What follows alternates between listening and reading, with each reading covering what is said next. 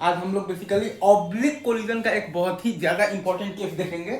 Oblique collision में एक आपके पास बेसिकली तो बॉल है वो इवन स्पीड से आ रहा है बेसिकली हॉरिजॉन्टल चलकर, और वो बॉल का मास m1 है और रेडियस r है।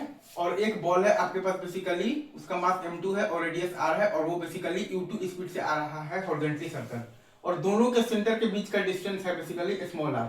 तो ये एंगल थीटा आपके पास आ जाएगा sine theta is equal to r/2r, right sir, is it true? ये एंगल थीटा आपके पास आ जाएगा sine theta is equal to r/2r आ जाएगा, राइट। अच्छा, अब आते हैं मुद्दे की बात पर।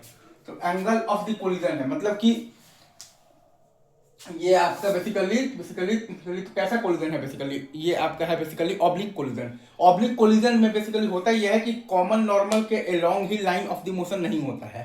तो कॉमन नॉर्मल और लाइन ऑफ द मोशन के बीच में एंगल है बेसिकली, और वो एंगल क्या है आपके पास, तो थीटा एंगल है यहाँ पर, और साइन थीटा का वैल्यू क्या है r/2r। तो एक आपके पास बॉल है बेसिकली जिसका मास m1 है और रेडियस r है, वो चल रहा है बेसिकली हॉरिजॉन्टल डायरेक्शन में बेसिकली e1 से, और एक आपके पास बॉल है बेसिकली ऑफ मास m2, और मतलब भाई वो बॉल का रेडियस है r, और वो चल रहा है आपके पास बेसिकली हॉरिजॉन्टली चल रहा है u2 मतलब कि स्पीड से, राइट। दोनों में यहाँ पर ऑब्लिक कोलिजन हुआ है, राइट सर, e1 u2। तो अब हम लोग पहला इक्वेशन लिखते हैं बेसिकली, तो कॉमन नॉर्मल के अलोंग ई का मतलब कि इक्वेशन लिखते हैं, राइट। पहला हम लोग इक्वेशन लिखते हैं कॉमन नॉर्मल के अलोंग ई का इक्वेशन।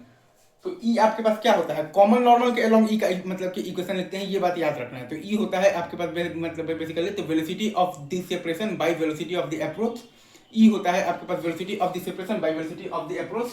तो कॉमन नॉर्मल के अलोंग ई का इक्वेशन को आपका वेलोसिटी ऑफ द सेपरेशन क्या है, तो v2 माइनस v1, और बाई तो वेलोसिटी ऑफ द अप्रोच आपके पास क्या है, ये e1 है, ये u2 है, ये एंगल थीटा थीटा है, तो e1 का cos थीटा और प्लस u2 का cos थीटा।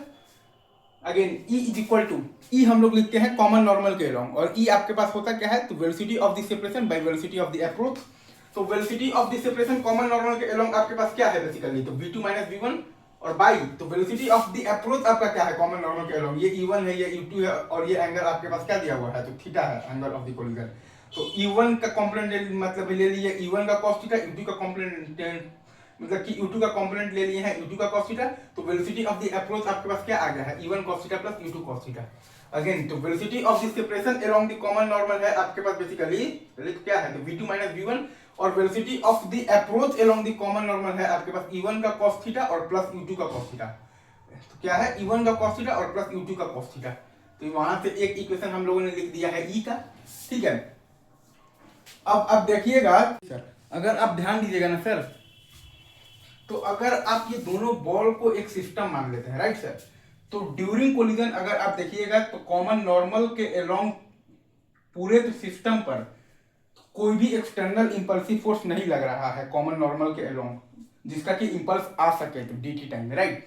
अगेन मैं फिर से बोल रहा हूं, अगर आप ये दोनों बॉल को एक सिस्टम मान लेते हैं, राइट सर, तो ड्यूरिंग कोलिजन अगर आप देखिएगा तो कॉमन नॉर्मल के अलोंग पूरे सिस्टम पर कोई भी एक्सटर्नल इंपल्सिव फोर्स नहीं लग रहा है कॉमन नॉर्मल के अलोंग, जिसका कि इंपल्स आ सके तो dt टाइम, राइट। तो हम लोगों ने लीनियर मोमेंटम कंजर्वेशन लगा दिया है पूरे सिस्टम पर अलोंग द कॉमन नॉर्मल।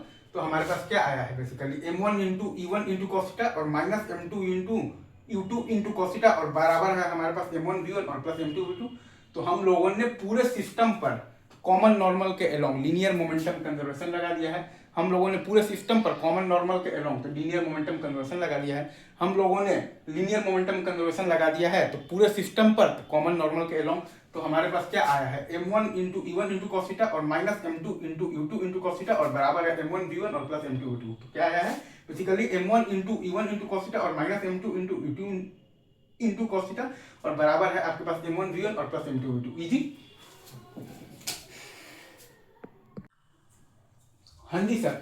अब अगर आप बेसिकली कॉमन टेंजेंट के अलोंग ध्यान देंगे ना, अब अगर आप कॉमन टेंजेंट के अलोंग ध्यान देंगे ना, तो कॉमन टेंजेंट के अलोंग तो ड्यूरिंग कोलिजन इंडिविजुअल बॉडीज पर भी तो कोई भी एक्सटर्नल इंपल्सिव फोर्स नहीं है कॉमन टेंजेंट के अलोंग, जिसका कि इंपल्स आ सके dt टाइम में।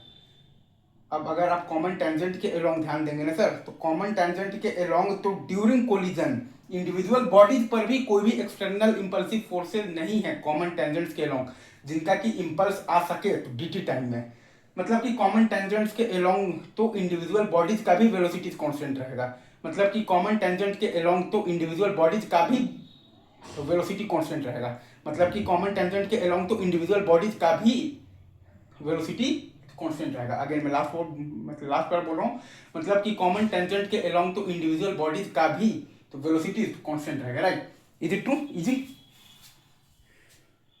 हाँ जी सर। अब अगर आप ध्यान दीजिएगा ना सर, तो बिफोर कोलिजन अगर आप देखिएगा तो कॉमन टेंजेंट के अलोंग आपके पास वेलोसिटी है E1 sin थीटा और U2 sin थीटा, और आफ्टर कोलिजन भी कॉमन टेंजेंट के अलोंग वेलोसिटी है E1 sin थीटा और U2 sin थीटा। अगेन मैं फिर से बोल रहा हूँ, अगर आप ध्यान दीजिएगा तो बिफोर कोलिजन आपके पास कॉमन टेंजेंट के अलोंग वेलोसिटी है E1 sin थीटा और U2 sin थीटा, और आफ्टर कोलिजन भी आपके पास कॉमन टेंजेंट के अलोंग वेलोसिटी है E1 sin थीटा और U2 sin थीटा ही है, राइट? अगर आप कॉमन टेंजेंट के अलोंग ध्यान दीजिएगा तो बिफोर कोलिजन आपके पास वेलोसिटी है E1 sin थीटा और U2 sin थीटा, और आफ्टर कोलिजन भी आपके पास कॉमन टेंजेंट के अलोंग वेलोसिटी सेम ही है, E1 sin थीटा और U2 sin थीटा ही है, सेम ही है सर। और अब अगर आप ध्यान दीजिएगा ना सर, बिफोर कोलिजन आपके पास कॉमन नॉर्मल के अलोंग बेसिकली स्पीड क्या है, E1 cos थीटा और U2 cos थीटा, और आफ्टर कोलिजन आपके पास कॉमन नॉर्मल के अलोंग स्पीड क्या है, V1 और V2। बिफोर कोलिजन आपके पास कॉमन नॉर्मल के अलोंग आप देखिएगा तो स्पीड क्या है, E1 cos थीटा और U2 cos थीटा, और आफ्टर कोलिजन आपके पास कॉमन नॉर्मल के अलोंग स्पीड क्या है, V1 और V2। बिफोर कोलिजन आपके पास कॉमन नॉर्मल के मतलब कि अलोंग स्पीड क्या है, E1 cos थीटा और U2 cos थीटा, और आफ्टर कोलिजन आपके पास कॉमन नॉर्मल के अलोंग स्पीड क्या है, V1 और V2। ठीक है। अच्छा, अब अगर आपसे कोई ये बोल दे कि ये वाले बॉल का आप बताइए फाइनल स्पीड, तो वो बेसिकली क्या होगा, तो रिजल्टेंट होगा V1 और E1 sin थीटा का, मतलब कि under root of the E1 square into sin square theta और प्लस V1 स्क्वायर। वैसे ही अगर कोई आपसे ये बोल दे कि आप बेसिकली फाइनल स्पीड बताइए, तो ये वाले बेसिकली बॉडी का, ये वाले बॉल का, तो वो होगा आपके पास होगा बेसिकली, तो क्या होगा, तो रिजल्टेंट होगा V2 और U2 sin थीटा का, तो वो आएगा आपके पास basically under root of the U2 square into sin square theta और प्लस V2 स्क्वायर। ये इतना आपको समझ में आना चाहिए, राइट?